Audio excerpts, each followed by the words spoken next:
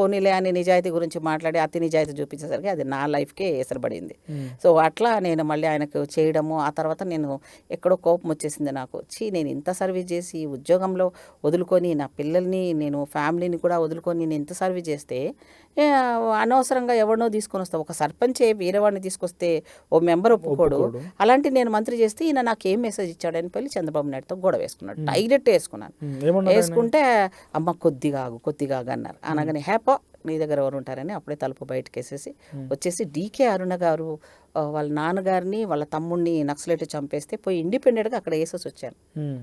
వేసి వచ్చినప్పుడు ఇంకా అప్పటికి అయిపోయింది కదా, టర్మ్ అయిపోయింది కదా. అప్పుడు రాజశేఖర రెడ్డి గారు ఉండి అమ్మాయిని పిలిపించండి, అమ్మాయి చాలా మంచిది, అసలు ఎప్పుడో తీసుకోవాల్సి ఉండే. నాకు రాజశేఖర రెడ్డి గారితో ఒక సంఘటన జరిగిందండి. అది ఏమైందంటే నేను అసెంబ్లీలో ఫస్ట్ క్వశ్చన్ రాజశేఖర రెడ్డి గారు వేశాను నన్ను సోషల్ వెల్ఫేర్ దాని మీద. వేసినప్పుడు నాకు తెలియదు కదా, నేను అమాయకంగా కదా, చిన్నపిల్లని కదా. సరే అది ఎప్పుడు పోస్ట్పోన్ అవుతుందంట.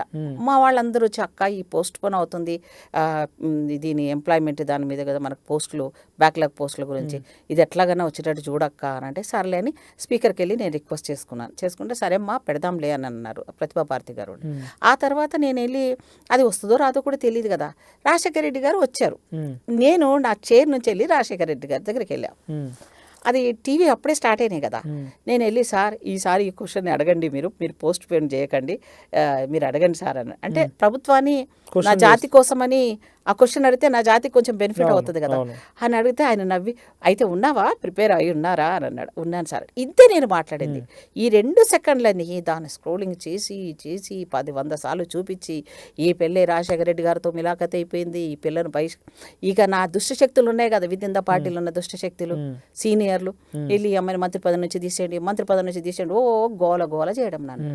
కానీ చంద్రబాబు నాయుడు గారు ఒక మంచి టాలెంటెడ్ కాబట్టి ఆయన ఏమన్నాడు, ఇప్పుడు మనకైతే మనం తీస్తే మహిళలతో అని చెప్పిన చంద్రబాబు నాయుడు అని మళ్ళీ ఇది వాడుకుంటారు వద్దు అని ఆయన అలా చెప్పేసి నన్ను అలా హోల్డ్ చేసి పెట్టాడు.